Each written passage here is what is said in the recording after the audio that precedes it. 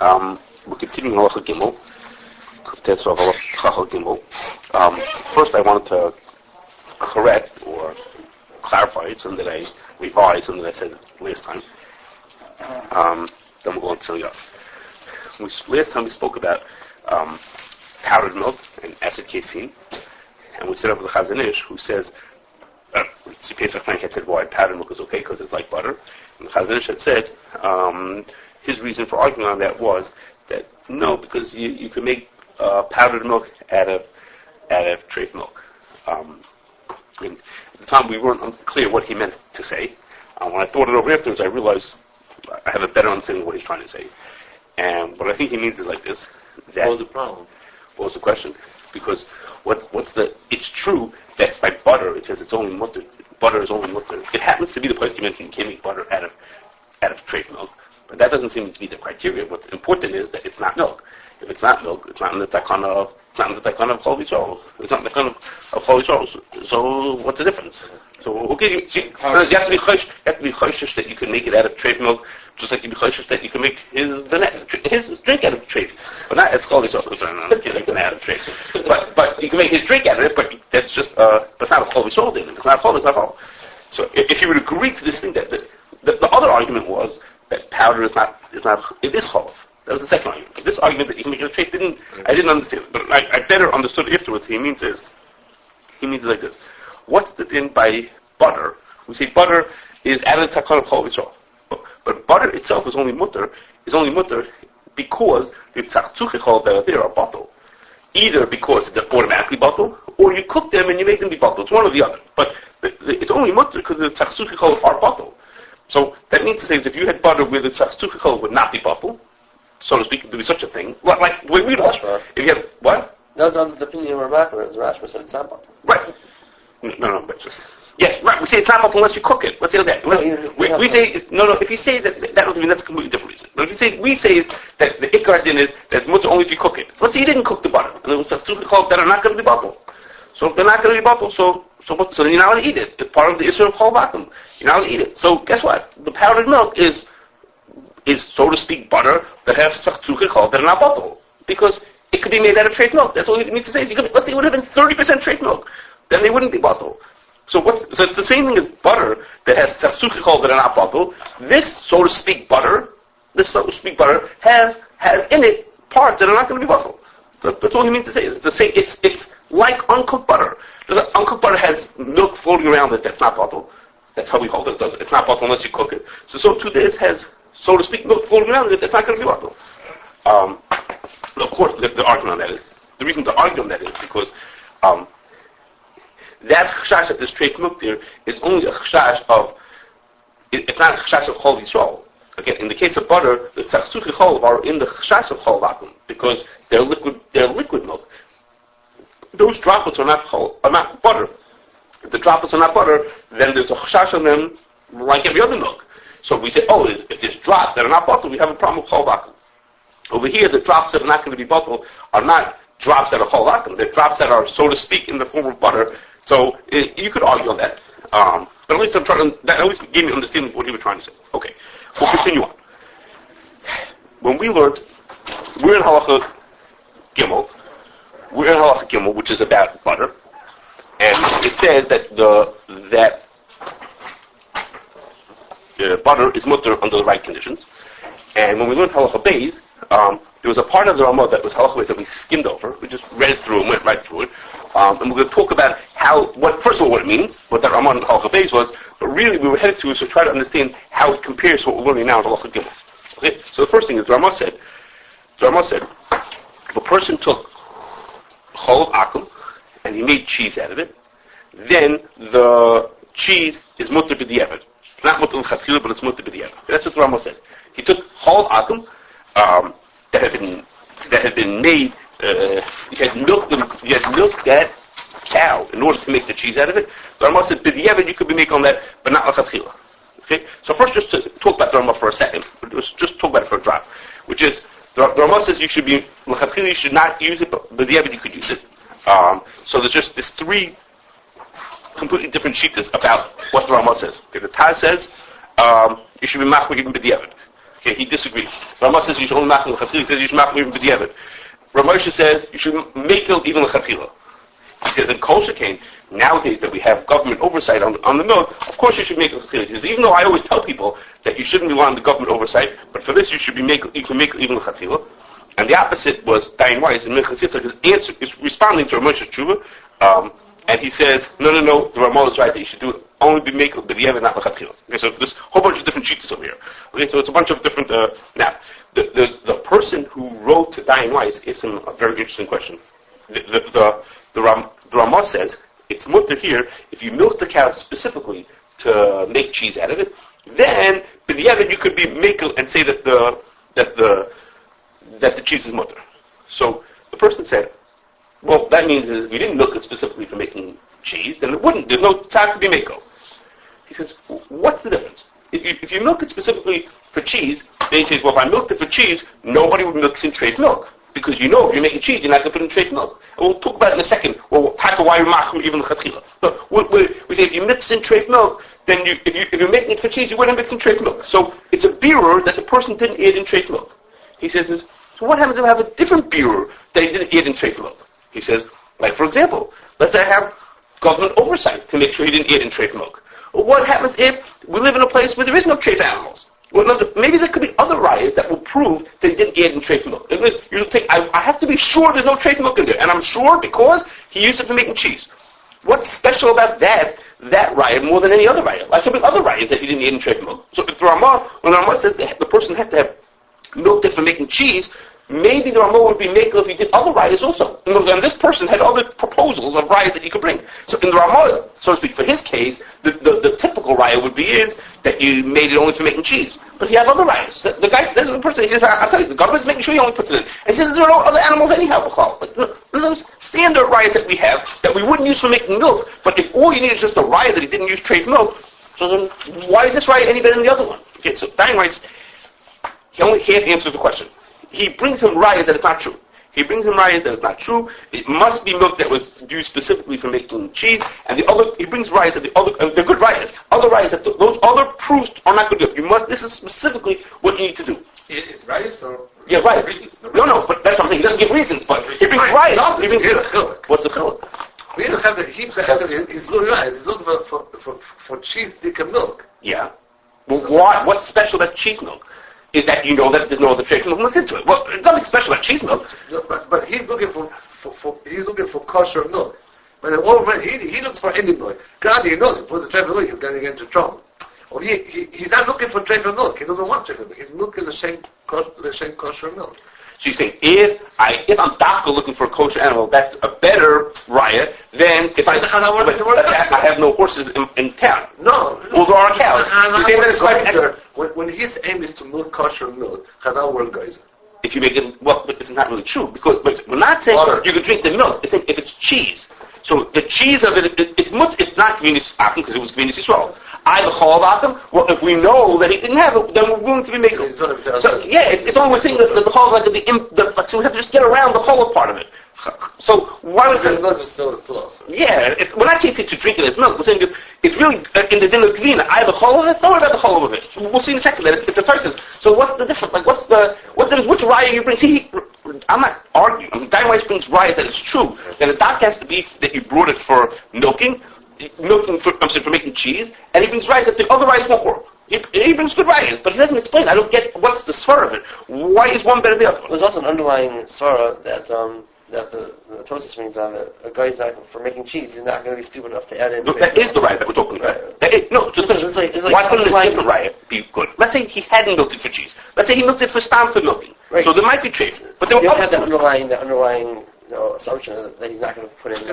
No, we have other reasons to make an underlying assumption. No, that's not underlying assumption. That's based on what we're seeing. That might not be like. So there's an underlying attitude of the guy when he's making cheese that I'm going to only have milk that doesn't have trace milk in it. It's like an underlying. But let's say there's only cows in this town, so it's also an assumption he only put in cows milk because he couldn't get any trace milk. That's only because of. It's not like it's not the person. What do you need? The point is you didn't see the milk. You have a raya. So that's another raya. I can bring a stronger rice. There's no, but I tested the milk. There's no, I know it's cows. When you're trying to the for something I want to say, if that's what I said, then the milk should also be mutter. No, because only for making cheese. No, let me say, if the But he doesn't make it if there's a chashash that the guy originally milked the milk to drink, and then he decides to make cheese, exactly. No, if he made it for cheese, could I drink the milk? What? If you made it for cheese, could I drink the milk? No, you can't. No, you can't. It doesn't work for chalav yisrael. So the question, but when I'm making gvina, really it's additive of chalav yisrael. I just need a raya. So I guess the answer, you're probably both right. That had something to do with the fact that there, he's actively trying to get kosher milk, and the other places he's sort of by mistake getting kosher milk.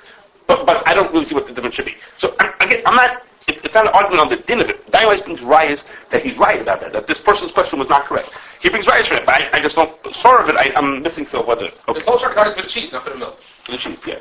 That's what we're going back to our halacha base. What should be the difference between milk and the cheese? Because the dairy was on. There's no dairy on. I'm not sure. It may have to do with whether it's higil or yisrael. I'm not sure. It may have to do like with the takonis. Once it's cheese, there's no takon of chalav if we can get around it. I'm not sure. Okay, so now, what we're really headed to, and the reason why we're talking about it here, instead of in halacha beis, is because, let me first just explain to you what the Rambam is saying. The Rambam is saying is, l'chadchila, we're machmir to not eat such cheese, but yeah, you would be allowed to eat it. Or l'chadchila, we don't allow you to make cheese with that kind of milk, but yeah, you could use it. So, what is the Rambam saying? There's a machlokes Rashi cases. Tosfos says that, if you, exactly what the Ramah said, that if you had a mind to make it into cheese, then you know he didn't eat any treif milk, and therefore you could be makel. And Rashi argues, and says, no, it doesn't make a difference, it's still also even in that case. And the person explained, what does Rashi mean? What's the problem? If the guy intended to make it into cheese, so taka, we know that he only used kosher milk. So the person explained that what Rashi means is, well, maybe that there are certain far out chashash, which is maybe the guy doesn't know that treif milk doesn't turn into cheese. Or maybe he's not so smart, maybe he didn't learn that tomorrow.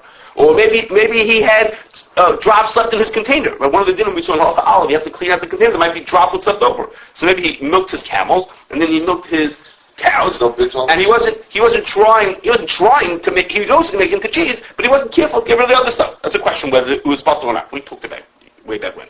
But in other words, it's possible. Is it possible this treif milk? It's possible this treif milk in there. He wouldn't have tried to get into, but it's possible it was in there.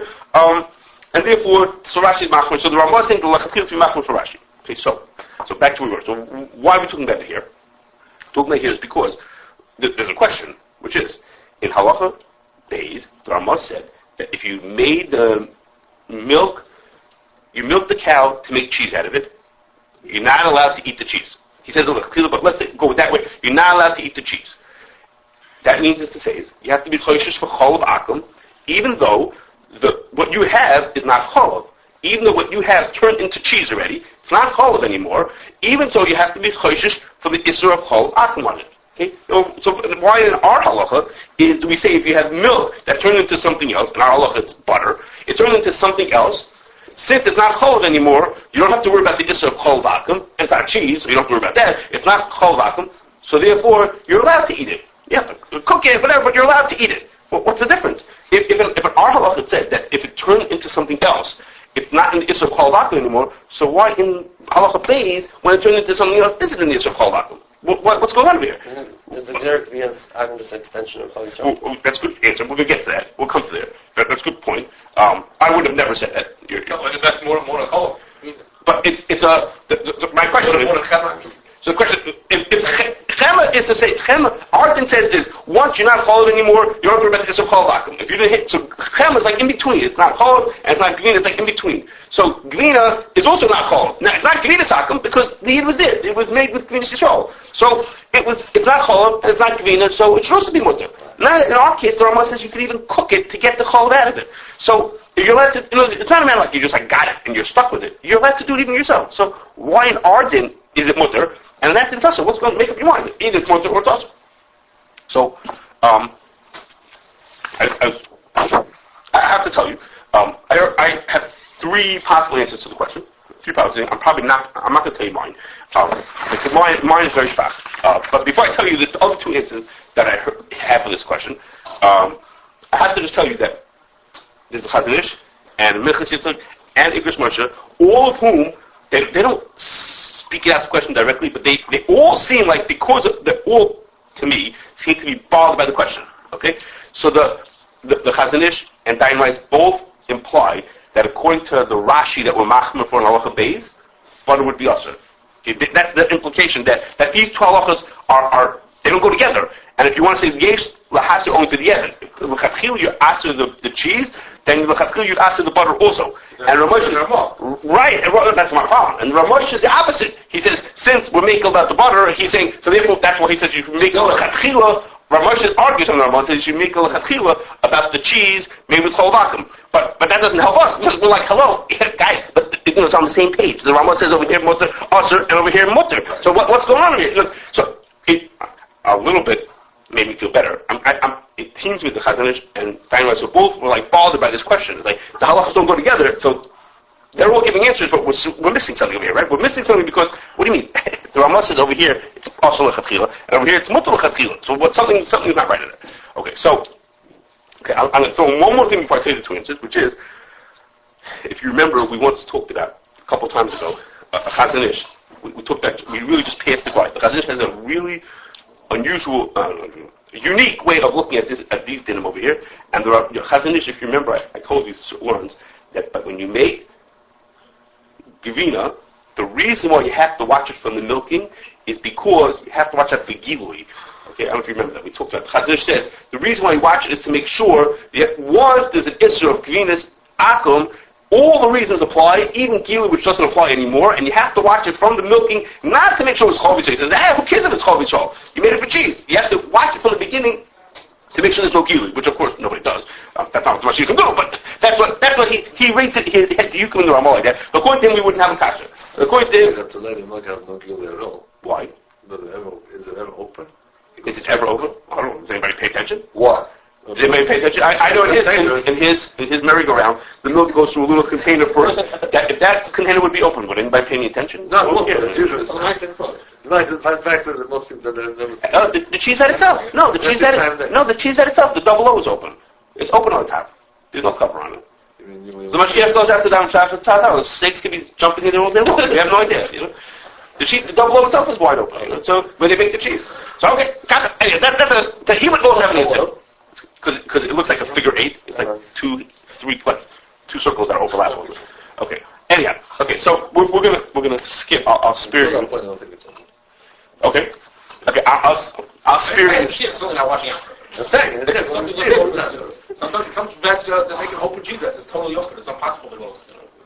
Yeah, what happens if they open the top of the tanker truck when they're filling it up? They open the truck and they're saying it's open budget. super snake. Super snake. Okay, anyhow, so I'm going to spare you my answer. I'm going to spare you my answer to this question. There's a possible answer. Well, it needs help still. So for a different time. So the first answer I got was Rabbi Eli Gersten told me the answer. And he said like this. He said that the difference has to do with a din that we've seen a number of times already, and that is the issue of chalav akum and gevinas akum. Those isurim don't apply until it's higiyah l'yad Yisrael. Those isurim don't apply until the yid has taken the milk. When he gets the milk, now he has to be chalav akum, but it's not usher before that point. And therefore, he wants to say that the difference between halacha beis and gimel is that halacha gimel, when you get the butter, you got the butter from the guy. It's not milk anymore. So it's not an issue of chalav akum because when you got it, it was already out of its milk form. As opposed to an halacha beis, in order to make it gevinas Yisrael, the yid had to be there watching them make the cheese. That's what the Rambam holds. That's what the Rambam holds. The yid has to be watching when they make the cheese. So therefore, when it was still in a milk form, it was already higiyah l'yad Yisrael. So it was higiyah l'yad Yisrael because the yid had to be there to watch the cheese making, and therefore the chalav has to be the din of chalav akum, which has to be chalav Yisrael. At least the chalav has to be chalav Yisrael because it's higiyah l'yad Yisrael. As opposed to in our case, you only get the butter after the guy already made it. You just walk into the supermarket and buy butter. So that's why it's not. Now, of course, the question is, Rabbi Yasmach said, which is that it's not so clear that that's considered Yad Yisrael. He's saying is that the Mashgiach standing there, the Yid standing there watching them make the butter, makes it be Yad Yisrael. It's not so terribly far-fetched. It's not really not. There's mostly that if you get the milk, there's those heter afterwards. You can give out yourself, but it's milk. It's finished. Right. So that supports what he says. No, even with the average, it can't be washed. Right, because if Yad Yisrael, as liquid, as milk, then of course it's also chalav akum. Even if he can't make it into cheese. Because he actually makes it into cheese. It's still also. Because once it's Yid Liyav Yisrael, it's also as chalav akum. Turning the chalav akum into cheese doesn't make it mutter. Right, so and when you make the cheese, you mean, so why is it mutter even b'diavad then? Yeah. Oh, okay, that's a good question. You say, so why should I be matter even b'diavad? You're right. You're right. If it would just be usher, then it would be an explanation. It's usher because it's Yid Yisrael. But the Rambam says mutter b'diavad. Maybe this Liad Yisrael is about Liad, Rabbi. Good question. Maybe this Liad Yisrael, since it's a little moody, this what it really means. Liad Yisrael. So b'diavad, you could rely on it. It's not really called Liad Yisrael. No, but it's not true because you can't drink the milk either b'diavad. He's trying to say, So the whole reason why the cheese is not it's in between. It's in between. So the Chatchila, you shouldn't do it because but b'diavad. No.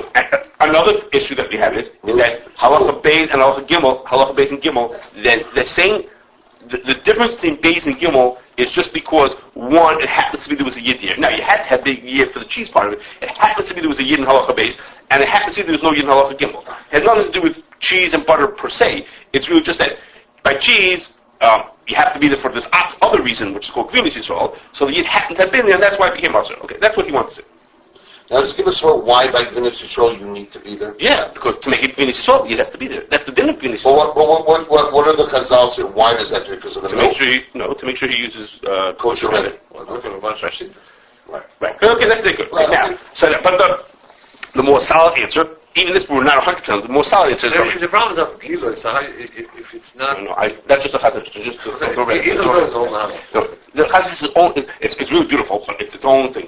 That's not what most people think, So most people think you have to watch it when it says Ramah. You have to be there from the beginning. Well, the Ramah, the chazal is, I'll tell you, one of his yukim is something really odd. When the Ramah says the yid has to watch it making cheese, is he has to watch the making of the cheese from the time they milk the cows, from when they milked it. So why is he throwing anything of chalav Yisrael? That was halach aleph.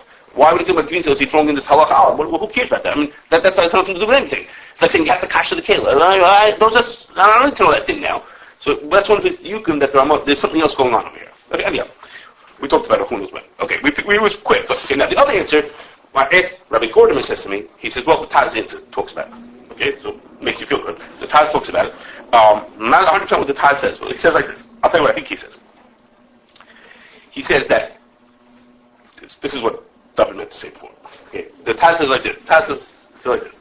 He says, when you have in halacha beis, we were talking about givina, and we have a food in front of us that Chacham said has to be made in this specific way. It has to be made in this specific way to avoid these kind of isurim. So it's in halach in Simon Kuf Tezvav because it's one of those special foods has to be in a certain way. So if you have cheese, now the cheese is made Kashrus Yisrael, but if there's a possibility that there's chalav akum in that food, if there's a possibility that chalav is mixed into that food, then it's usher asloy plug. Okay, the lachatchil today's usher is that as soon if there's any possibility that it's within that takana, it's usher as part of the loy plug. Excuse me. It's usher as part of the loy plug. Even though we have rice that he used kosher milk, it's part of the loy plug.